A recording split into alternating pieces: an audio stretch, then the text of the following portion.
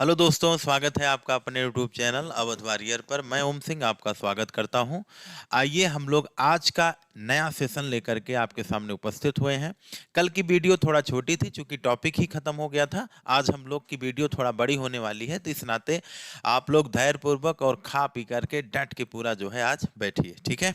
तो चलिए महारथी लोग, हम लोग अब आज फैक्टर के दूसरे पड़ाव में पहुंच चुके हैं। चक्रव्यूह तीसरा हम लोग तोड़ने जा रहे हैं। अभी तक कितने चक्रव्यूह तोड़े हैं? 2। तो आइए हम लोग तीसरे चक्रव्यूह की तरफ अगर हम लोग बढ़ें, तो पहले आप बताइए क्या क्या पढ़ चुके हैं। तो हम लोग पहला जो पहला पढ़े थे कुल गुणनखंड की संख्या। तो पहला पढ़े कुल फैक्टर की संख्या, और दूसरा जो हम लोग पढ़े थे उसे हम लोग कहेंगे ऑड फैक्टर।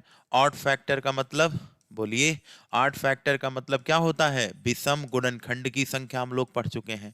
विषम गुणनखंड के बाद हम लोग जो पढ़े थे इवन फैक्टर पढ़े थे, जिसे हम लोग क्या बोल सकते हैं? सम गुणनखंड की संख्या हम लोग पढ़े थे। और सम गुणनखंड के बाद जो चौथा आया था प्रॉपर फैक्टर, यानी हम लोग कहे थे समुचित समुचित फैक्टर यानी समुचित गुणनखंड। इसके बाद जो हमारा पांचवा टॉपिक आया था वो पढ़ा थे हम लोग अभाज्य गुणनखंड की संख्या। और अभाज्य गुणनखंड की संख्या में इसके बाद जो है हमने इसी से रिलेटेड एक और पढ़ा था, जिसे हम लोग क्या बोलते हैं? भिन्नात्मक यानी भिन्न भिन्न प्रकार के अभाज्य गुणनखंड। भिन्नात्मक अभाज्य गुणनखंड। तो कहने का मतलब ये हो गया कि हम लोग जो है यहाँ पे 6 टॉपिक क्लियर कर चुके हैं पिछले 2 वीडियो में। यानी अगर आपको इन 6 टॉपिक को क्लियर करना है तो आपको पहली वीडियो और दूसरी वीडियो को आपको देखना पड़ेगा। आज आइए, आज का टॉपिक क्या है?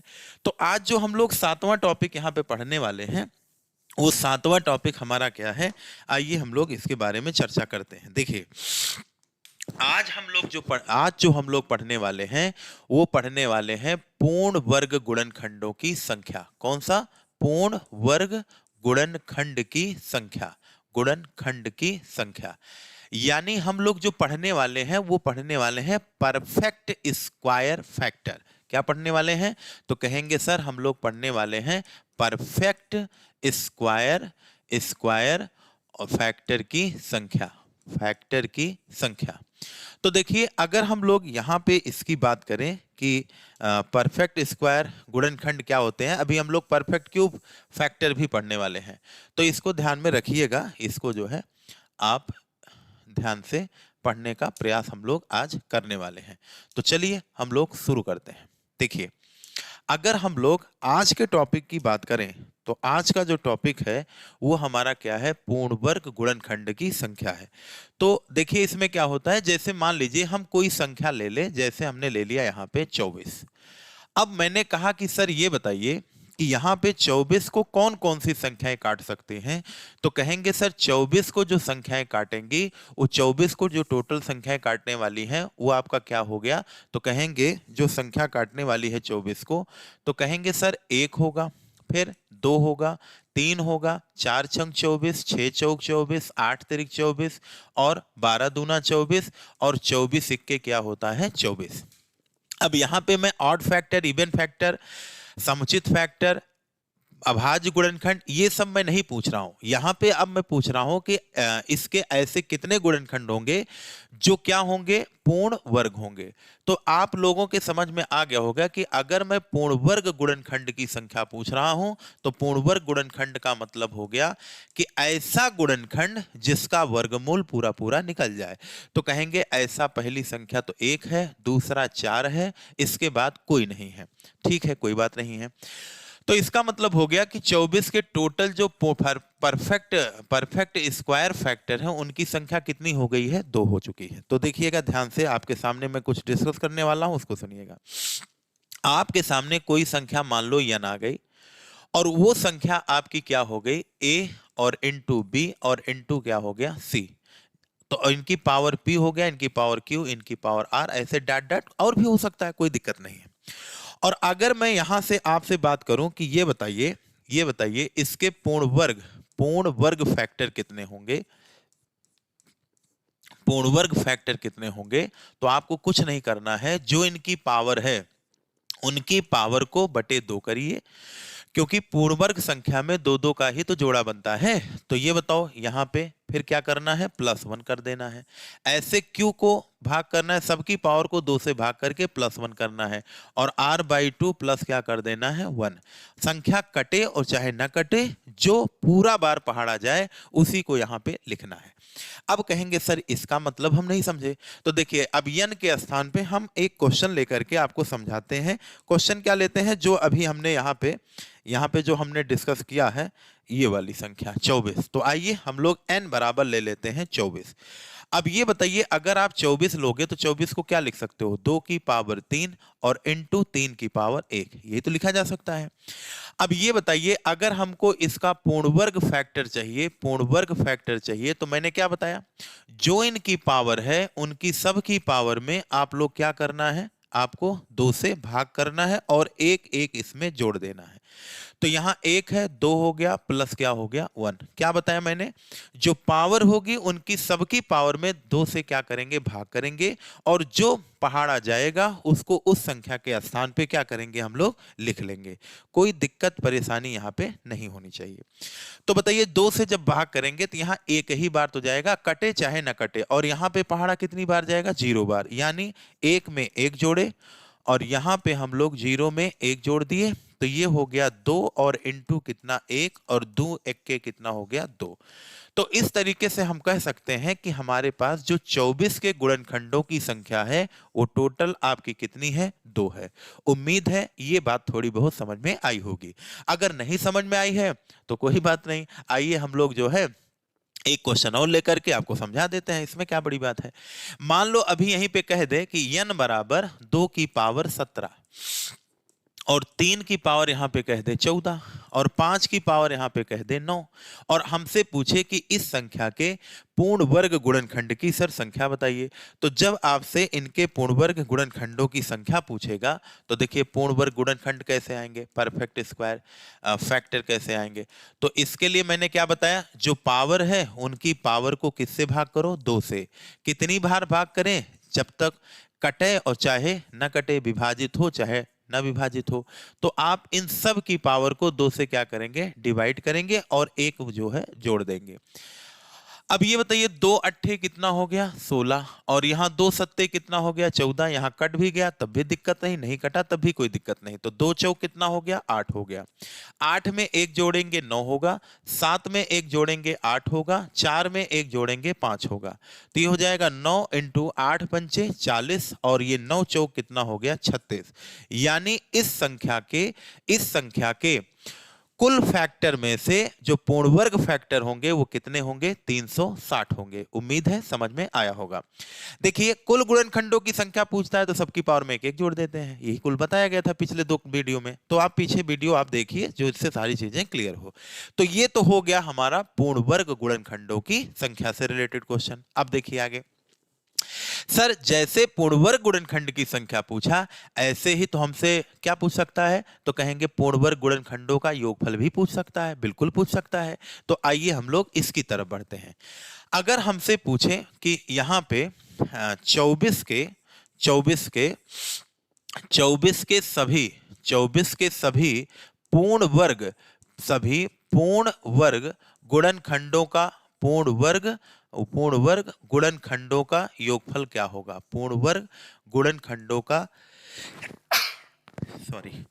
के सभी पूर्ण वर्ग गुणनखंडों का योगफल क्या होगा, गुणनखंडों का योगफल क्या होगा। तो देखिए आप लोग, अच्छा ये बताइए 24 के जो पूर्ण वर्ग गुणनखंड था वो कौन कौन था, 1 था और क्या था, 4 था। तो यहाँ पे 1 और 4 हम लोग जोड़ देंगे और 4 1 कितना हो गया, 5 हो गया। लेकिन वही बात है कि सर संख्या अगर ऐसे ही बढ़ती रही तो हम लोग इनका योगफल कैसे निकालेंगे। तो 24 का करो प्राइम फैक्टराइजेशन, तो यानी ये हो जाएगा 2 की पावर 3 और इंटू 8 3 24, 3 की पावर 1 हो जाएगा। अब देखिए यहां पे आपको कुछ सोचना नहीं है, बहुत ज्यादा परेशान होने की आवश्यकता नहीं है। आप लोग को करना क्या है ये बताइए, 2 की पावर 3 से जो हमको फैक्टर मिलने वाला है वो क्या होगा। तो कहेंगे सर 2 की पावर 3 से, देखिए इसे लिख सकते हैं 2 की पावर 1, या आप लिखिए 2 की पावर क्या लिख सकते हैं, 2 की पावर 0। अब बताइए ये तो हो गया पहला फैक्टर। दूसरा फैक्टर 2 से क्या मिलेगा, 2 की पावर 1, फिर क्या मिलेगा 2 की पावर 2, फिर क्या मिलेगा 2 की पावर 3। और ये बताइए 3 की पावर से क्या मिलेगा 0, और फिर क्या मिलेगा 3 की पावर 1। अब आप लोग ये गौर करिए, बात को देखिए कि इसमें देखिए सबसे पहली बात, आप बताओ इन दोनों की मीनिंग क्या है, सेम है। तो इसका मतलब हो गया इन दोनों का मतलब तो क्या हो गया सर, 1 हो गया। तो इसका मतलब हो गया कि पहला गुणनखंड तो हमको 1 मिल गया जो पूर्ण वर्ग होगा। दूसरा गुणनखंड वही होगा जिसकी पावर 2 होगी या 4 होगी या 6 होगी या 8 होगी, जिसका 2 का जोड़ा बनेगा वही तो पूर्ण वर्ग होगा। तो आप ये बताइए 2 की पावर 1 में क्या 2 का जोड़ा बनेगा, नहीं। 2 की पावर 3 में बन तो जाएगा लेकिन सर 3 यानी 1 गड़बड़ हो जाएगा। लेकिन यहां देखिए 2 की पावर 2 मिल गया, यानी 2 की पावर 2 बराबर क्या होता है 4। 3 की पावर 1 नहीं हो सकता, तो 4 1 कितना हो गया 5 हो गया। यानी अब इसी से रिलेटेड हम लोग आगे की तरफ बढ़ेंगे और क्वेश्चन को जो है हम लोग देखेंगे, ठीक है। चलिए आगे बढ़ते हैं हम लोग। हाँ, एक बात और ध्यान रखिएगा कि जैसे यहाँ पे पूर्णवर्ग गुणनखंडों की संख्या आपने निकाला 2 से भाग करके, ऐसे ही जब पूर्ण घनों की संख्या आपसे कहता है, पूर्ण घन परफेक्ट जैसे पूर्ण वर्ग था ऐसे आपसे कहेगा कि पूर्ण वर्ग की जगह पे कहेगा कि पूर्ण घन गुणनखंड कितने होंगे, परफेक्ट क्यूब फैक्टर की संख्या पूछेगा। तो कुछ करना नहीं, जो जैसे जैसे प्रोसेस यहाँ का था वैसे प्रोसेस घन में भी होगा, बस यहाँ 2 के स्थान पे किससे भाग करना होगा 3 से। उम्मीद है यहां तक आप सभी लोगों को बात समझ में आई होगी। तो आप लोग अपनी तैयारी को जो है दिन प्रतिदिन बढ़ाते रहिए और करते रहिए। जैसे देखिए अभी हम लोग संघर्ष कर रहे हैं, एक समय ऐसा आएगा कि हम लोग नौकरी पा जाएंगे और अपना जीवन क्या करेंगे, अच्छे से जिएंगे। तो ये तभी हो पाएगा जब हम लोग स्टेप बाय स्टेप मेहनत को करते रहें। जब मेहनत हम लोग कई भागों में करते हैं, तोड़ तोड़ के करते हैं, तो हमारी मेहनत क्या होती है, कम हो जाती है। जैसे अब यहां पे अगर हम लोग देखें इस क्वेश्चन को ध्यान से, तो ये देखो कल के टॉपिक से रिलेटेड क्वेश्चन है, तो इसको जो है आप लोग कर लेंगे, इसमें कोई दिक्कत नहीं है। चलिए अब जैसे यहां पे आइए, समुचित गुणनखंडों की संख्या ज्ञात करिए। चलिए ये क्वेश्चन पीछे वैसे पढ़ाया जा चुका है, लेकिन चलिए हम बता देते हैं। जैसे देखिए सबसे पहले 29 और 40 को हम लोग क्या करेंगे, तोड़ेंगे। तो जब 29 40 को हम लोग तोड़ेंगे तो 2 और 9 ये हो गया 4 0। तो इसको 2 से डिवाइड करेंगे, 1 होगा, 2 चौक 8 और 2 सत्ते 14। फिर 2 से तोड़ेंगे, सत्ते 14, 2 तिहाई 6, 2 पंचे 10। इसके बाद 3 से तोड़ेंगे, 3 दुनाई 6, 3 चौक 12, 3 पचे 15। फिर इसको 5 से तोड़ेंगे, 5 चौक 20, 5 नौ 45 और ये हो जाएगा 7 सता 49। यानी इसको जब हम लोग तोड़ेंगे तो ये बनेगा 2 की पावर 2 और इंटू 3 की पावर 1 इंटू 5 की पावर 1 और 7 की पावर कितना बन जाएगा भैया, 2 बन जाएगा। यहां तक किसी को कोई दिक्कत नहीं होनी चाहिए, ठीक है। मैंने क्या बताया था कि जब आपसे समुचित क्या पूछे, समुचित गुणनखंड की संख्या पूछता है, समुचित फैक्टर की संख्या, तो कुल फैक्टर की संख्या में से जो स्वयं वाला और एक होता है, यानी 2 गुणनखंड ऐसे होते हैं जिनको बाहर किया जाता है। कुल गुणनखंड में एक को और स्वयं की संख्या यानी 2 लोगों को जब माइनस कर दिया जाता है तो वो किसकी संख्या आ जाती है, प्रॉपर फैक्टर की। तो ये बताइए अगर इसके मैं कुल गुणनखंड की संख्या पूछता कि इसके कुल कितने फैक्टर होंगे, तो मैंने बताया था सबकी पावर में एक एक क्या करते हैं, जोड़ देते हैं। तो यहां में 2 में 1 जोड़ेंगे और 1 में 1 जोड़ देंगे, फिर 1 में 1 जोड़ेंगे, फिर 2 में 1 जोड़ देंगे। तो इस तरीके से हम लोग कह सकते हैं ये हो जाएगा 3 इंटू 2 इंटू 2 इंटू कितना 3। तो ये हो जाएगा 3 दूनी 6 दूनी 12 तिहाई 36। तो ये हो गया 36। तो अब क्या करना है, कुल 36 पता चल गया, इसमें से 2 घटा दीजिए, तो हमारे प्रश्न का राइट जवाब कितना हो गया, 34। तो यहाँ पे पहला ऑप्शन आपका क्या हो गया, सही हो गया। उम्मीद है समझ में आया होगा। चलिए अगर आपको समुचित भिन्न को अच्छे से समझना है तो आपको पिछली और दूसरी वीडियो आपको देखना पड़ेगा, पहली और दूसरी। अब जैसे देखिए ये आ गया कि 360 के परफेक्ट स्क्वायर फैक्टर कितने होंगे। तो 360 को आप लोग जब तोड़ेंगे तो 4 नवाई कितना होता है 36, फिर होता है 2 पंचे कितना 10। तो ये हो जाएगा 2 की पावर 3 और इंटू 3 की पावर 2 इंटू 5 की पावर कितना हो जाएगा 1 हो जाएगा। तो हमको क्या निकालना है, हमको निकालना है पूर्ण वर्ग गुणनखंड। तो जब पूर्ण वर्ग गुणनखंड की बात करें तो यहां पे ध्यान रखिएगा, सबकी पावर को 2 से भाग करेंगे। 3 को 2 से भाग करेंगे, एक बार जाएगा, एक जोड़ दीजिए। यहाँ पे एक बार जाएगा, एक जोड़ दीजिए। यहाँ पे 0 बार जाएगा 2 का पहाड़ा, तो एक जोड़ दीजिए, कोई दिक्कत नहीं है। तो 2 इंटू 2 प्लस क्या हो जाएगा, इंटू क्या हो जाएगा, 1। तो 2 दूना 4, 4 1 4। तो राइट जवाब क्या होगा, 4 हो जाएगा। ठीक है, चलिए आगे हम लोग बढ़ते हैं। अगले क्वेश्चन में देखें अगर ध्यान से, हाँ एक बात ध्यान रखिएगा, ये क्वेश्चन थोड़ा सा आपका एक कॉन्सेप्ट और खोलने के लिए ये आ चुका है। आइए हम लोग देखते हैं। देखिए, अगर हम लोग अभी तक जितने गुणनखंडों की संख्या निकाल रहे थे तो उसमें गुणनखंडों की संख्या कैसी आ रही थी, सम संख्या में आ रही थी। आइए समझाते हैं। जैसे जैसे मैं आपसे कह दूं कि यार ये बताओ 4 के ऐसे कितने गुणनखंड हैं, कुल गुणनखंड कितने होंगे, तो कहेंगे 1 काटेगा, 2 काटेगा और सर 4 काट देगा। ठीक है, कोई बात नहीं है। सर 6 को कौन कौन सी संख्याएं काट सकती हैं, तो कहेंगे 1 काटेगा, 2 काटेगा, 3 काटेगा और कौन काट देगा, तो कहेंगे 1 2 3 और 6 भी काटेगा। यहां भी कोई प्रॉब्लम नहीं है। और 4 हो गया। ठीक है, 6 के बाद हम 8 को ले लेते हैं। तो 8 को कौन कौन सी संख्या काटेगी, सर 1 काटेगा, 2 काटेगा, 3 काटेगा, 4 काटेगा और स्वयं 8 भी काट देगा। यहां भी कोई प्रॉब्लम नहीं है।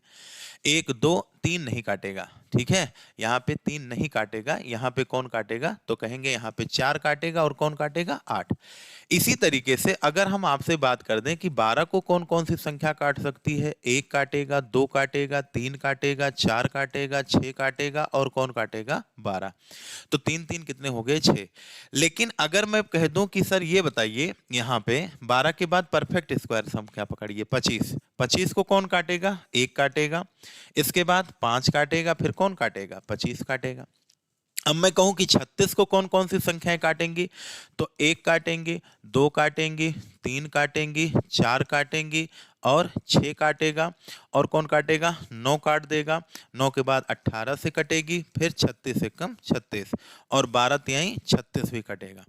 तो ये हो गया 12 और ये हो गया 18 और इसके बाद कौन हो गया, 36, यानी 3 3 6 3 9। अब सुनिएगा, अब यहां से एक बहुत बड़ा कॉन्सेप्ट उजागर होने वाला है आपकी आंखों के सामने। चलिए देखिए, ये क्वेश्चन एकदम सोच पर आधारित है। अब ये बताइए 6 के कुल कितने फैक्टर आए, तो कहेंगे सर 4। 8 के कुल कितने फैक्टर आए, तो कहेंगे सर 4। 12 के कुल कितने फैक्टर आए, तो कहेंगे सर 6। देखिए 3 3 6। 25 के कितने फैक्टर आ गए, कहेंगे सर 4। 25 के कितने फैक्टर आए, तो कहेंगे सर यहाँ पे 3 आया। ठीक है, अच्छा 36 के कितने आए, 3 3 6 और 3 कितने आ गए, 9 आ गए। और यहां पे कितने हो गए, कहेंगे सर यहाँ पे 3 हो गया। यानी हम एक चीज और देख रहे हैं यहां पे कि जो संख्या पूर्ण वर्ग है, जो संख्या कैसी है, पूर्ण वर्ग है, जो संख्या कैसी है, पूर्ण वर्ग है, उसको समझिए। जो संख्या पूर्ण वर्ग है, जैसे 25 हो गया और 36 हो गया और 4 हो गया, ये परफेक्ट स्क्वायर संख्या है। यानी ये है 2 का स्क्वायर और ये क्या है, 5 का स्क्वायर और ये है 6 का स्क्वायर। यानी जो परफेक्ट स्क्वायर संख्याएं हैं उनके जो गुणनखंडों की संख्या आ रही है, उनकी संख्या एक ऑड नंबर में आ रही है। आप देख सकते हैं इसका भी 3 कैसा नंबर है, ऑड नंबर है, विषम संख्या है। और ये भी कैसी है, विषम संख्या है। लेकिन जो परफेक्ट स्क्वायर संख्याएं नहीं हैं, जो परफेक्ट स्क्वायर संख्याएं नहीं हैं, उन संख्याओं का जो फैक्टर आ रहा है वो एक सम संख्या में आ रहा है। ये बात समझ रहे हैं? यानी जो पूर्ण वर्ग संख्याएं होती हैं उनका जो गुणनखंडों की संख्या आती है वो आती है विषम संख्याओं में। लेकिन जो संख्या पूर्ण वर्ग नहीं होती हैं उन संख्याओं, उनके गुणनखंडों की संख्या कैसी आती है, सम संख्या में आती है। एक एग्जांपल और ले लीजिए, जैसे हम ले लें, मान लीजिए हमने ले लिया 40। तो 40 को कौन कौन सी संख्याएं काटेंगे, 1 काटेगा, 2 काटेगा, 4 काटेगा, 5 काटेगा, 8 काटेगा, इसके बाद आपका जो है 10 काट देगा, फिर आपका 20 काट देगा, इसके बाद फिर सीधा सीधा कौन काट देगा, 40 काट देगा। तो बताओ 40 के कुल कितने गुणनखंड है, 1 हो गया, 2 3 4 5 6 7 और 8। अब आप बताइए 40 क्या परफेक्ट परफेक्ट स्क्वायर संख्या नहीं है, तो यानी इसके कितने आ गए, सम आ गए। लेकिन अब 40 के बाद कौन सा परफेक्ट स्क्वायर होता है, 49। अब देखो 49 को ले लीजिए, तो 49 को 1 काटेगा और 7 काटेगा, फिर स्वयं कौन काटेगा, 49 ही काटेगा। तो यहां पे देखिए ये पूर्ण वर्ग संख्या है और पूर्ण वर्ग संख्या के गुणनखंड कितने आ गए, विषम में आ गया। तो वही चीज अब यहां पे आपको समझना है, उम्मीद है समझ में आया होगा। जो संख्याएं परफेक्ट स्क्वायर होती हैं, जो संख्याएं परफेक्ट स्क्वायर होती हैं, उनके गुणनखंडों की संख्या विषम, और जो परफेक्ट स्क्वायर नहीं होती हैं उन सभी के गुणनखंडों की संख्या सम में आती है। उम्मीद है यहां तक समझ में आई बात, ठीक है। चलिए अब इसी कॉन्सेप्ट से रिलेटेड ये क्वेश्चन है। इसमें कहा गया है कि आप बताइए यहां पे एक्स स्क्वायर के कुल गुणनखंडों की संख्या ज्ञात करें इनमें। तो मैंने अभी देखा कि सर जो गुणनखंड, जो पूर्ण वर्ग संख्याएं होती हैं, उनके गुणनखंडों की संख्या हमेशा क्या आता है, ऑड नंबर। तो आप बताइए यहां पे ऑड नंबर अगर हम लोग देखें तो यहां पे एक्स स्क्वायर का 1 30 हो गया, ये तो हो ही नहीं सकता, 32 हो ही नहीं सकता, तो ये कट गया और ये कट गया। अब आप बताइए एक्स स्क्वायर के जो गुणनखंडों की संख्या ज्ञात करना है, तो यहाँ पे ऑप्शन में थोड़ा सा मिस्टेक है, यहाँ पे क्या होगा, 26 होगा, ठीक है। तो ये भी नहीं हो सकता है, तो यहाँ पे आंसर हमारा क्या हो जाएगा, 31 हो जाएगा, ठीक है। तो अब कहेंगे, अब आपके दिमाग में हो सकता है कि सर अगर ये 25 होता तब फिर हम बताने में यहाँ पे सक्षम ना हो पाते कि कौन सी संख्या यहाँ पे जो है एक्स स्क्वायर के कुल गुणनखंडों की संख्या, तब 25 भी हो सकता था और 31 भी हो सकता था, लेकिन ऑप्शन थोड़ा सा मिस्टेक है, ये 26 होगा। तो यहाँ पे आंसर कितना सही हो जाएगा, 31। उम्मीद है यहाँ तक बात समझ में आई होगी। चलिए आगे के क्वेश्चन की तरफ हम लोग बढ़े। तो यहाँ पे कहा गया है पूर्ण घन गुणनखंडों की संख्या ज्ञात करिए। तो देखिए पूर्ण वर्ग तो समझ में आ गया होगा, पूर्ण घन की संख्या देखिए कैसे निकालेंगे। तो पूर्ण घन के लिए सबसे पहले इसका क्या करो, प्राइम फैक्टराइजेशन करो। तो हम लोग 24 और 50 को क्या करेंगे, प्राइम फैक्टराइजेशन करेंगे, तो ये हो जाएगा 12 25। और अगर हम लोग इसको 5 से काटे, 5 दूनी 10, 5 चौक 20, 50 25, फिर 5 से काटिए, 5 चौक 20, 5 9 45, ये हो जाएगा 7 सता कितना, 49। तो ये हो जाएगा 2 की पावर 1 इंटू 5 की पावर 2 और इंटू 7 की पावर कितना हो जाएगा, 2। तो देखिए पूर्ण घन के लिए मैंने बताया था इन सब की पावर को क्या करिए, 3 से डिवाइड करिए। तो यहाँ पे देखिए 1 है, 1 को 3 से डिवाइड करिए और प्लस 1 करिए। और यहाँ पे पावर 2 है, 2 को 3 से डिवाइड करिए प्लस 1 करिए। 7 की पावर 2 है, 3 से डिवाइड करिए प्लस 1 करिए। यहाँ पहाड़ा 0 बार जाएगा, यहाँ पहाड़ा 0 बार जाएगा, यहाँ पहाड़ा 0 बार। तो 0 में 1 जोड़ेंगे 1, 0 में 1 जोड़े 1, 1 का नम 1 बराबर 1। यानी यहाँ पे जो आपके पूर्ण घन गुणनखंडों की संख्या आएगी वो टोटल कितना आएगा, 1 आएगा। पूर्ण वर्ग में 2 से भाग करते हैं, पूर्ण घन में 3 से भाग करेंगे, सेम प्रोसेस बाकी रहेगा कैलकुलेशन का। चलिए अगले क्वेश्चन की तरफ अगर हम लोग बढ़ें तो देखिए 544 के पूर्ण घन गुणनखंडों का क्या पूछा है, योगफल पूछा है। वहां संख्या पूछा, यहाँ योगफल पूछ लिया, बहुत बेहतरीन क्वेश्चन है। आइए देखते हैं हम लोग। ये बताइए 544 का हम लोग जब प्राइम फैक्टराइजेशन करेंगे, तो 544 का प्राइम फैक्टराइजेशन करिए। तो 544 को हम लोग क्या करेंगे, 2 से डिवाइड करेंगे। तो ये हो जाएगा 2 दूना 4, 2 सत्ते 14, 2 दूना 4।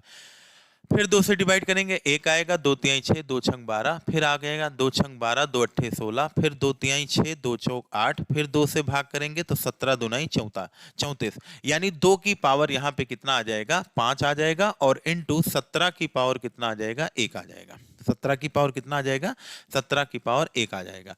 तो यहाँ पे अब आप लोग बताइए, जैसे वहां पे पूर्ण वर्ग गुणनखंडों की संख्या, अब बताइए 2 की पावर 1 0 होगा, ठीक है, 2 की पावर 1 होगा, 2 की पावर 2 होगा, 2 की पावर 3 होगा, 2 की पावर 4 होगा, 2 की पावर 5 होगा, 2 की पावर 6 होगा। अब 5 से ऊपर जा ही नहीं सकते। तो आप बताइए परफेक्ट क्यूब वही संख्या होती है जिसके 3 3 3 6 3 9 3 12 का फॉर्म बने। अब आप बताइए यहाँ पे 2 की पावर 0 वाला सही हो जाएगा, 2 की पावर 3 वाला मिल जाएगा, लेकिन क्या यहाँ पे परफेक्ट क्यूब बन पाएगा? नहीं बन पाएगा, ये सब खत्म हो गए। अच्छा, 17 की पावर 0 लेंगे और 17 की पावर 1 लेंगे तो 17 की पावर 1 पूर्ण घन संख्या बनेगी नहीं, और 0 बराबर ये भी 1 होगा, ये भी 1 होगा, यानी ये दोनों बातें क्या हो जाएंगी? सेम हो जाएंगे। तो अगर यहाँ पे पूर्ण घन गुणनखंडों की संख्या पूछा होता तो उत्तर 2 होता, लेकिन यहाँ योगफल पूछा है, तो यानी हमारा जो उत्तर होगा वो 2 की पावर 0 और धन 2 की पावर 3 होगा। ये हो गया 1 और ये हो गया 8। 8 में 1 जोड़ेंगे कितना होगा? 9। तो यानी इस प्रश्न का राइट जवाब हमारा कितना हो जाएगा? 9 हो जाएगा। उम्मीद है समझ में आया होगा। चलिए आगे अगर हम लोग देखें यहाँ पे, तो यहाँ पे पूर्ण घन गुणनखंडों की संख्या यहाँ भी पूछ लिया है। तो आप बताइए सब ठीक है ठाक है, यानी सब प्राइम फैक्टराइजेशन में पहले से टूटे हुए हैं, तो हमको यहाँ पे कुछ विशेष तोड़ने की आवश्यकता नहीं है। सबकी पावर को 3 से भाग करो और एक एक इसमें क्या करो? जोड़ दो। तो 7/3 प्लस 1 और 3/3 प्लस कितना हो जाएगा? 1 हो जाएगा। तो 3 बचे 15 और 3 दूनी 6 और 3 एक्के 3। 5 में 1 जोड़ेंगे कितना होगा? 6। 2 में 1 जोड़ेंगे 3 और 1 में 1 जोड़ेंगे कितना होगा? 2। तो उत्तर आ जाएगा 6×3 18 दूना कितना हो गया? 36। यानी यहाँ पे पूर्ण वर्ग जो गुणनखंडों की संख्या, पूर्ण घनों की जो गुणनखंडों की संख्या होगी, find the number of perfect cube factor of इतना इतना, तो यहाँ पे जो आंसर होगा वो कितना होगा? 30 नंबर 6। चलिए आगे बढ़ते हैं हम लोग क्वेश्चन की तरफ। यहाँ पे फिर पूर्ण घन गुणनखंडों की संख्या पूछ लिया है, तो आप बताओ 1080 का प्राइम फैक्टराइजेशन करेंगे तो 2 पंचे 10, 2 चौक 8, ये हो गया। फिर आपका 270 हो जाएगा। फिर आपका इसको जानते ही हैं, तो ये बन जाएगा 1080 जो बनेगा, ये बनेगा 2 की पावर कितना? 3। ठीक है, और 3 की पावर 3 और 5 की पावर 1। अब यहाँ पावर 3 है, यहाँ पावर 3 है, यहाँ पावर 1 है। 3 में 3 से डिवाइड करेंगे क्योंकि पूर्ण घन पूछा है, और यहाँ पर 3 में 3 से डिवाइड करेंगे, और यहाँ पर भी हम लोग 3 से डिवाइड करेंगे, 1 जोड़ेंगे, तो हमको क्या मिलेगा? परफेक्ट क्यूब फैक्टर मिलेगा। तो आप बताओ यहाँ पे पहाड़ा 1 बार, यहाँ पे पहाड़ा 1 बार, लेकिन यहाँ पे पहाड़ा 0 बार। 1 में 1 जोड़े 2 हो गया, 1 में 1 जोड़े 2 हो गया, 0 में 1 जोड़े 1 हो गया, तो 2 दूना 4, 1 के कितना होगा? 4। यानी यहाँ पे जो आपके पूर्ण घन गुणनखंडों की संख्या होगी वो कितना होगी? 4 होगी। उम्मीद है यहाँ तक बात समझ में आ रही होगी। चलिए आगे हम लोग बढ़ते हैं। अच्छा, कुछ लोगों को लग रहा होगा कि सर हंसते वंसते नहीं हैं, सीरियस होके पढ़ाते हैं। तो भैया हम लोग ऑफलाइन भी पढ़ाते हैं। तो जब 7 बजे से 2 बजे तक दोपहर तक क्लास रहती है, फिर शाम को 2 बैच रहते हैं, फिर ऑनलाइन देखिए अभी हम लोग जो है रात्रि के 12:15 पे हम लोग ये क्लास ले रहे हैं। अभी 7 बजे हम लोगों को क्लास अभी मॉर्निंग में है, और लगभग 5 बजे उठना रहता है, 5:30 बजे। तो चेहरे पे जो है बहुत हंसी खुशी नहीं आ पाती है, लेकिन ठीक है, जब आप लोग चाहते हैं कि हम थोड़ा सा मुस्कुरा दिया करें, हंस दिया करें, तो कोई दिक्कत नहीं है। हमको हंसने और मुस्कुराने में कोई पैसा नहीं लगता है। तो आप लोग चलिए अब लोग क्वेश्चन पे हम लोग पढ़ते हैं। देखिए इसकी संख्या भी हम लोग पढ़ चुके हैं पीछे क्वेश्चन में, तो कोई दिक्कत नहीं है। यहाँ पे उत्तर कितना आ गया था? 4। तो यहाँ पर भी गुणनखंडों की संख्या ज्ञात करें। ठीक है, आइए हम लोग देखते हैं संख्या कितनी आ गई? 4। यहाँ भी संख्या पूछा, यहाँ भी संख्या पूछा, यानी सेम प्रश्न है। चलिए आगे बढ़ते हैं हम लोग। यहाँ पे पूछा है कि 420 के भाज्य एवं अभाज्य गुणनखंडों की संख्या बताइए। ठीक है भैया, आओ देखते हैं। सबसे पहले ये बताइए 420 के क्या पूछा है? भाज्य गुणनखंड, और क्या पूछा है? अभाज्य गुणनखंड। तो भाज्य गुणनखंड कौन कौन होंगे? आइए हम लोग देखते हैं। तो सबसे पहले देखिए, अगर 420 के हमके पता ये चल जाए कि कुल गुणनखंड कितने हैं, तो बताइए 420 के कुल गुणनखंड कैसे निकालेंगे? तो पहला काम प्राइम फैक्टराइजेशन करिए। तो 420 को लिख सकते हो 6 सते 42 तहम्मा, यानी 2 पंचे 10। तो ये बन गया 2 की पावर 2 और इंटू 3 की पावर 1, 5 की पावर 1 और 7 की पावर कितना होगा? 1 होगा। अब देखिए, अगर हमसे यहां पे प्राइम फैक्टर क्या पूछे? प्राइम फैक्टर पूछे, तो जब प्राइम फैक्टर पूछता है तो जो पावर है उन पावर को आपस में जोड़ दीजिए। तो 2 धन 1 धन 1 धन 1, यानी 2 2 4 1 कितना हो गया? 5। अब आगे बढ़िए। अब ये तो बात यहां तक समझ में आई। अब हमसे पूछा है कि कंपोजिट फैक्टर बताइए, यानी हमको ये बताइए कि यहाँ पे भाज्य गुणनखंड कितने होंगे। तो आप ये बताओ, यहाँ पे प्राइम फैक्टर हमारे कितने आ गए, 5। यहाँ पे कोई ऑप्शन में 5 दिख ही नहीं रहा है। हाँ, ये देखो इसमें 5 दिख गया। तो यानी यहां पे पहले पूछा है भाज्य, तब पूछा है अभाज्य। तो अभाज्य फैक्टर की संख्या कितनी आ गई, 5 आ गई। इसका मतलब हो गया कि हमारे प्रश्न का राइट जवाब क्या होगा, डी। यानी यहां पे हमको अभाज्य गुणनखंड भाज्य गुणनखंडों की संख्या निकालने की कोई जरूरत नहीं है, लेकिन तब भी हम इसको निकाल के आपको बताएंगे। तो पहले ये बताइए, अगर हम आपसे पूछें कि सर ये बताइए कुल फैक्टर की संख्या कितनी होगी, तो कुल फैक्टर की संख्या के लिए सबकी पावर में एक एक क्या करना है, जोड़ देना है। तो 1 + 1 हो गया, और 1 + 1 हो गया, और फिर 1 प्लस क्या हो गया, 1 हो गया। यानी ये हो जाएगा 3 और इंटू 2 और कितना हो गया, 2। तो 3 दूनी 6 दूनी 12 दूना कितना हो गया, 24 हो गया। तो 24 हो गया। लेकिन आप ये बताइए, कुल गुणनखंडों की संख्या में एक भी तो शामिल होता है। बोलिए, एक शामिल होता है कि नहीं। और एक ना तो भाज्य है और ना क्या है, अभाज्य है। तो इसका मतलब हो गया कि यहाँ पे हम लोग क्या करेंगे, इसको जो है बाहर का रास्ता दिखा देंगे। तो जब बाहर का रास्ता दिखा देंगे तो हमारे पास जो कुल गुणनखंडों की संख्या आएगी वो क्या आएगी, 23 आएगा। क्या आएगा, 23। और जो 23 होगा उसमें भी भाज्य अभाज्य संख्याएं हो सकती हैं, यहाँ पे कोई दिक्कत हमारी नहीं है। तो ये बताइए, अगर हम लोग इसमें से देखिए, अब अगर हम लोग इसमें से देखिए, कुल फैक्टर 24 हैं, और 24 फैक्टर में हमको पता चल गया कि 5 क्या है, अभाज्य संख्याएं हैं। तो 24 से अगर हम लोग अभाज्य फैक्टर को घटा देंगे तो यहाँ पे कितना आ जाएगा, 19 आ जाएगा। तो हमारे प्रश्न का जो राइट जवाब होगा वो कौन सा ऑप्शन होगा, डी फॉर डॉग। उम्मीद है समझ में आएगा। क्या मतलब समझ में आया।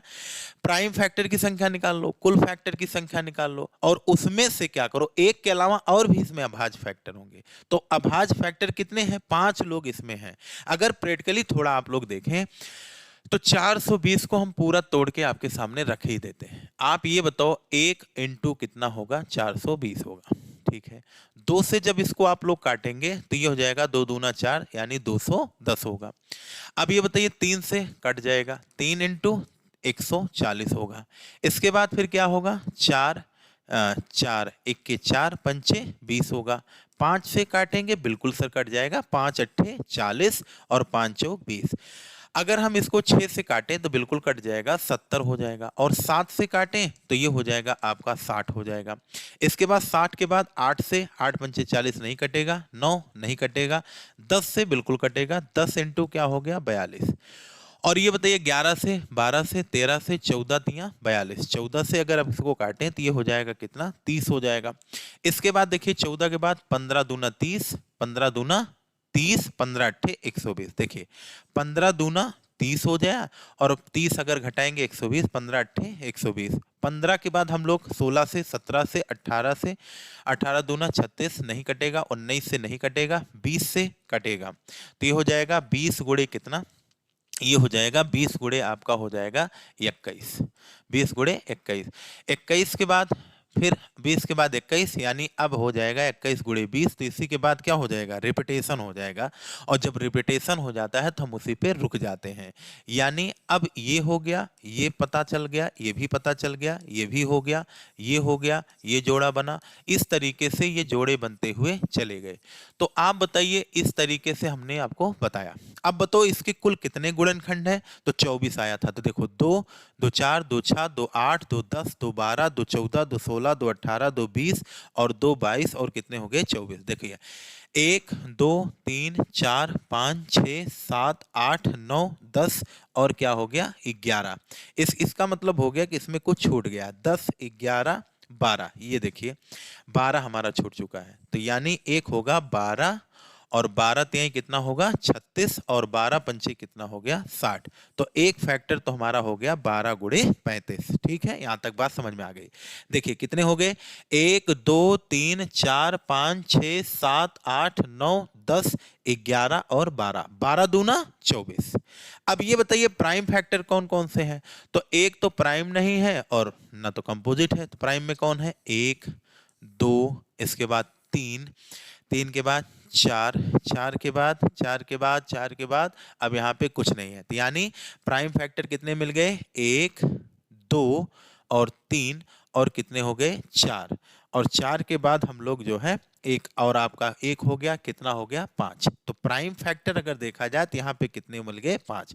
और 24 से इन 5 लोगों को घटा दोगे तो यहाँ पे जो संख्या मिलेगी वो भाज्य मिलेंगी। अच्छा ये बताइए आप लोग, हमसे अगर भाज्य पूछा है तो भाज्य में इन्हीं लोगों को छोड़ के, इसको छोड़ के, इसको छोड़ दो, इसको छोड़ दो, इसको छोड़ दो, यानी 1, 2, 3, 4, 5, इन पांचों को छोड़ देंगे तो जो बचेगा वही हमारा क्या होगा, अब भाज्य गुणनखंडों की संख्या होगी। तो प्रैक्टिकली भी मैंने आपको पीछे दिखा दिया है, अगर हल्का सा दिमाग पे ताकत दे देंगे तो आपको ये भी समझ में आ गया होगा। तो थोड़ा सा भाई दिमाग उमाग सही करिए, दिमाग सही तभी होगा जब आप बादाम खाएंगे और आंवला का क्या लगाएंगे, तेल लगाएंगे। थोड़ा सा योगासन वगैरह किया करिए और भ्रामरी किया करिए, ओमकार का जाप करा करिए, ठीक है। चलिए प्रेमानंद बाबा को थोड़ा सा देखा करिए, तो जो मन बहकता है आप लोगों का तो वो बहकना क्या हो जाएगा, बंद हो जाएगा, इधर उधर के चक्कर में आप पड़े रहते हैं। चलिए अगले क्वेश्चन की तरफ हम लोग बढ़ते हैं। यहाँ पे देखिए पूर्ण वर्ग गुणनखंडों की संख्या पूछा है, तो 5 की पावर कितना हो गया, 2, और 36 को क्या लिख सकते हैं, 2 की पावर 2, 3 की पावर 2, और 52 को क्या लिख सकते हैं, 2 दूना 4, 26, 2 गुणे 13, यानी ये हो जाएगा 2 की पावर 2 और इनटू क्या हो जाएगा, 13 की पावर 1, तो ये हो जाएगा 2 की पावर कितना, 4, और 3 की पावर 2, और 5 की पावर 2, और 13 की पावर कितना हो जाएगा, 1 हो जाएगा। अब देखिए यहाँ पे जब आपसे पूर्ण वर्ग गुणनखंड की संख्या पूछे तो जो सबकी पावर है उन सबकी पावर को 2 से उससे क्या करते हैं, भाग करते हैं, यानी ये भी हो गया 2/2 और +1, और 2/2 +1, और ये हो गया वो 1 बटे कितना, 2 प्लस कितना हो गया, 1 हो गया। तो ये हो गया 2 दूना 4, और ये हो गया 1, और ये हो गया 1, और ये कितना हो गया, 0। तो 2 में 1 जोड़ेंगे कितना होगा, 3, और ये हो जाएगा कितना, 2, और ये हो जाएगा 2, और ये भी कितना हो जाएगा, 1। 3 दूनी 6 दूनी कितना हो गया, 12 1 के 12। तो यहाँ पे जो पूर्ण वर्ग गुणनखंडों की संख्या होगी वो कितनी होगी, 12 होगी। उम्मीद है क्लियर हुआ होगा। चलिए हम लोग अब यहाँ की बात करें तो यहाँ पे पूछा है 40 96 के कुल गुणनखंडों का क्या बताइए, योगफल बताइए। तो देखिए अब आपको यहाँ पे कुछ बातें हैं जो आपको यहाँ से फिर डिस्कस हम लोगों को बेसिक बातों को करना पड़ेगा। तो आइए यहीं से अब स्टार्ट होता है सम ऑफ फैक्टर। क्या स्टार्ट होगा, सम ऑफ फैक्टर। तो सम ऑफ फैक्टर का मतलब क्या हो गया, सम ऑफ फैक्टर का मतलब हो गया कि गुणनखंडों का क्या पढ़ना है, अब गुणनखंडों का अब हम लोग पढ़ना है योगफल, फिर कल पढ़ेंगे गुणनफल। तो देखिए योगफल की अगर हम लोग बात करें तो देखो इसको हम लोग जो है एक बक्से में जो है सेव कर दें, तो ऐसा करने से क्या होगा कि इसी में बेचारा पड़ा रहेगा, जैसे आप लोग पड़े होंगे कमरे में रजाई के अंदर ठंडे में। तो चलिए हम लोग देखते हैं इसके बारे में। देखो सम ऑफ फैक्टर, ये फैक्टर का यूनिट नंबर 3 हमारा शुरू हो चुका है। अब देखिए जैसे मैं अभी एक संख्या 24 लेकर के आपको समझाया था कि 24 को कौन कौन सी संख्याएं काट सकती हैं, तो 24 को 1 काटेगा, 2 काटेगा, 3 काटेगा, 4 काटेगा, 6 काटेगा, 8 काटेगा, और कितना काटेगा, 12, और 12 के बाद फिर किससे कटेगा, 24। तो यहां से मैं 3 प्रश्न इकट्ठे पूछूंगा आपसे, ठीक है। अगर मैं पूछूं कि 24 के कुल गुणनखंडों का योगफल बताइए, कुल गुणनखंड का योगफल बताइए, तो कुल गुणनखंड का अगर हमसे योगफल पूछेगा तो कुल गुणनखंड का योगफल हमारा आ जाएगा कितना, तो कहेंगे हो जाएगा 1 + 2 और +3 और प्लस क्या होगा 4 और +6 +8 +12 और प्लस क्या हो जाएगा 24। जब इन सब को हम लोग जोड़ेंगे तो ये हो जाएगा कितना, ये हो जाएगा देखो 8 4 12, और ये हो जाएगा 12 दूना 24 दूना 48, 48 2 50 और 6 50 6 56 और 3 6 3 9 1 कितना हो गया 60। यानी इनका जो योगफल आएगा वो योगफल टोटल कितना आएगा 60 आएगा। अब मैं ये भी पूछ सकता हूं कि 24 के कुल विषम फैक्टर की संख्या बताओ। 24 के कुल विषम गुणनखंड की संख्या बताओ। तो जब 24 के कुल विषम गुणनखंड की संख्या आपसे मतलब विषम का योगफल पूछेगा, योगफल संख्या तो हम लोग पढ़ चुके हैं। योगफल के लिए आप लोग को मैंने क्या बताया, जो विषम फैक्टर हैं उन सबको आपस में क्या करिए, जोड़ दीजिए। तो इसमें जब जोड़ेंगे तो 1 + 3 जोड़ दिए तो कितना हो गया, 4 हो गया। अब आप लोग ये बताइए, कुल की जगह पे अब मैं कुल सम गुणनखंडों का योगफल पूछूं, सम फैक्टर का योगफल पूछूं, तो आप लोग ये बताइए 60 से 4 घटा दीजिए तो आपका कितना आ जाएगा। तो कहेंगे सर ये आ जाएगा हमारा कितना, 56 आ जाएगा। तो ये था कुल गुणनखंडों का योगफल। अब देखो इसको पेपर में हम लोग कैसे लगाएंगे। तो देखो भाई, इसको भी बक्से में हम लोग बंद कर देते हैं और डायरेक्ट हम जो है अप्रोच पे आते हैं और आपको समझाने की कोशिश यहाँ पे हम करते हैं। देखिए दिमाग लगाए रखिए और समझने का प्रयास करते रहिए, तो कोई दिक्कत इसमें होगी नहीं। चलो देखो, ये बात आप सबको समझ में आ गई होगी कि ये तो प्रैक्टिकली सबको समझ में आ गया होगा कि सर क्या बताना चाह रहे हैं। ठीक है, तो इसमें कोई बहुत बड़ी बात हमने आपको नहीं बताया। अब बड़ी बात अब बताने चल रहा हूं, सुनिएगा। अब देखिए सबसे पहले मैं क्या करूंगा, 24 का क्या करूंगा, 24 का करूंगा प्राइम फैक्टराइजेशन। तो जब 24 का प्राइम फैक्टराइजेशन करूंगा तो 2 की पावर 3 और 3 की पावर 1 ये बनेगा, कोई दिक्कत नहीं है। अब आप लोग ये बताइए, अगर मैं पूछूं कि 24 के कुल गुणनखंड की संख्या कितनी है, 24 के कुल फैक्टर की संख्या कितनी है, तो आपको मैंने बताया सबकी पावर में एक एक जोड़ दो, तो 3 में एक जोड़ोगे 4 और ये हो जाएगा 1 1 2, 4 दूनी कितना हो गया 8। यानी 24 के कुल गुणनखंड कितने होंगे, 8। ये देखो 8 आपको दिख रहा है। लेकिन आज का जो क्वेश्चन है मैं पूछूंगा कि 24 के कुल गुणनखंड का योगफल बताओ, कुल गुणनखंड का योगफल बताओ। तो जब 24 के कुल गुणनखंड का मैं आपसे योगफल पूछना चाहूंगा तो योगफल के लिए चीज ध्यान रखिएगा, क्या करना होता है समझिएगा। जब आपसे गुणनखंडों का योगफल पूछे तो सबकी पावर कहां से स्टार्ट होना करना चाहिए, तो सबकी पावर हम लोग स्टार्ट करेंगे 0 से। तो देखिए 2 की पावर कहां से, 0 और प्लस 2 की पावर 1 और कहां तक जाएंगे, जो मैक्सिमम पावर है। तो 2 की पावर 2 और प्लस 2 की पावर कितना हो गया, 3 हो गया। और 3 की पावर हम लोग कहां से स्टार्ट करेंगे, 0 से मैक्सिमम हाई पावर तक हम लोग चले जाएंगे। देखिए अब ये देखिएगा, अगर इसको ध्यान से देखें तो जो चीज यहां पे लिखा गया वही चीज वहां पर भी लिखा गया है। अब कहेंगे सर हम तो नहीं जान पा रहे हैं, तो इसको जानने के लिए थोड़ा सा और देखिए। आप ये बताइए, आप लोग बीजगणितीय स्वरूप का जब गुणा करते हैं तो x + y का, जैसे हमने कहा कि आप गुणा करिए 2x - y में, तो आप लोग कैसे गुणा करते हैं, x का गुणा x में कहेंगे 2x², फिर कहेंगे xy, फिर क्या कहेंगे 2xy और फिर क्या कहेंगे -y²। ऐसे ही तो गुणा करते हैं। तो आइए इसी प्रोसेस को यहां पर भी अप्लाई करते हैं। देखिए 2 की पावर 0 का मतलब क्या होगा, 1 होगा। 2 की पावर 1 का मतलब 2 होगा। 2 की पावर 2 का मतलब 4 होगा। ये 8 होगा और ये कितना होगा, 1 प्लस कितना होगा, 3 होगा। अब देखिए 1 का गुणा 1 में करेंगे, 1 का गुणा किस में करेंगे, 3 में। तो जब 1 का गुणा 1 में करेंगे तो बताओ पहला गुणनखंड क्या आ गया, 1 आ गया। फिर क्या करेंगे 3 से, तो 3 1 के 3 आ गया, ये पहला आ गया। अब आप लोग ये बताइए, इसी 2 का गुणा अब किससे करेंगे, फिर 1 से, तो 2 आ गया। फिर इसी 2 का गुणा किससे करेंगे, 3 से, 6 आ गया। फिर आगे देखिए 4 1 के कितना आ गया, 4 आ गया और 4 3 कितना हो गया, 12 हो गया। फिर 8 का गुणा 8 1 के 8 करेंगे और प्लस 8 3 कितना करेंगे, 24। तो आप लोग देख रहे होंगे ये जो संख्याएं प्राप्त हो रही हैं यही तो प्राप्त हो रही हैं। लेकिन अब चूंकि पेपर में एग्जाम में हमको इतना समय नहीं रहता है कि हम लोग ये सब करने जाएं। अब देखिए ये अंकगणितीय स्वरूप है, तो ये क्या होता है, जुड़ जाता है, सेपरेट हो जाता है। इस नाते जो है हम लोगों को यहाँ पे डायरेक्ट जो है इनका कैलकुलेशन करते हैं। तो देखिए 2 की पावर 1 और 2 की पावर 1 बराबर 2, ये हो जाएगा 4, ये हो जाएगा 8 और ये हो जाएगा 1 प्लस कितना हो गया, 3 हो गया। 8 4 12 2 14, 1 कितना हो गया, 15 और 3 1 4 15 चौको कितना हो गया, 60। यानी इसके कुल गुणनखंडों का जो योगफल आएगा वो कितना आएगा, 60 आएगा। देखिए जब कुल गुणनखंडों का योगफल पूछे तो सबकी पावर को 0 से स्टार्ट करिए और हाइपर पावर यानी मैक्सिमम पावर तक आपको जाना है। बाकी सब कैलकुलेशन है, आप लोग समझते हैं। देखिए अगर हम लोग यहीं पे पूछें कि सर ये बताइए 24 के बारे में एक बात और बताइए कि 24 के विषम गुणनखंडों का योगफल क्या होगा।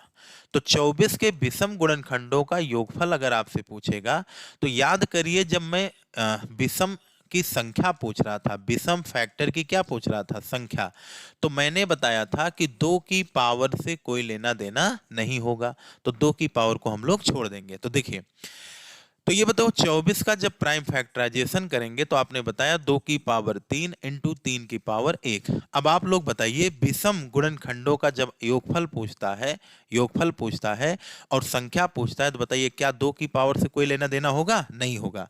तो विषम फैक्टर की संख्या पूछे तब भी 2 की लेना देना नहीं होगा और योगफल पूछेगा तब भी लेना देना नहीं होगा, क्योंकि अब देखिए 2 की पावर से यहां पे क्या होगा, कोई मतलब 2 की पावर नहीं ली जाएगी और बाकी सबकी पावर में एक एक जोड़ दिया जाएगा। एक में एक जोड़ेंगे तो कितना आ जाएगा, 2, क्योंकि 3 की पावर 1 है, एक में एक जोड़ेंगे 2। और यहाँ पे देखिए विषम गुणनखंडों की संख्या कितनी थी, तो विषम गुणनखंडों की संख्या यहाँ कितनी है, तो दो ये तो है, एक 3 है और 1 है।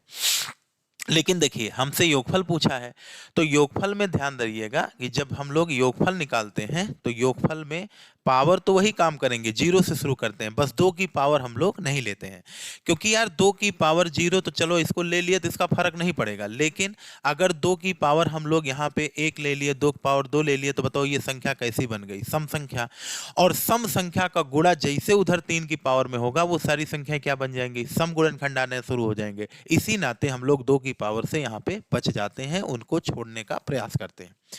तो देखिए 2 की पावर लेंगे भी तो कहां लेंगे, 0, क्योंकि किसी की पावर 0 का मतलब है एक कैसी संख्या है, विषम। चलिए इसको लिखिए, इसकी पावर चाहे जहां तक लेके जाइए कोई प्रॉब्लम नहीं है। तो 2 की पावर 0 का मतलब 1 हो गया, 3 की पावर 0 का मतलब 1, और ये हो गया 3, और 1 इंटू कितना हो गया 4, और 4 1 के कितना हो गया 4 हो गया। उम्मीद है यहां तक समझ में आया होगा। अब यहीं पे थोड़ा सा मैं आपसे एक बात और डिस्कस कर देता हूं, सम गुणनखंडों का योगफल। तो देखिए सम गुणनखंडों का जब आपसे मैं योगफल पूछ रहा हूं तो योगफल के लिए मैंने क्या बताया था कि सबसे पहले प्राइम फैक्टराइजेशन करिए और सबकी पावर 0 से शुरू करिए। लेकिन कुल गुणनखंडों की संख्या पूछेगा तो कुल लोगों की पावर 0 से शुरू करेंगे, सबकी 0 से, और विषम में 2 की पावर लेंगे नहीं।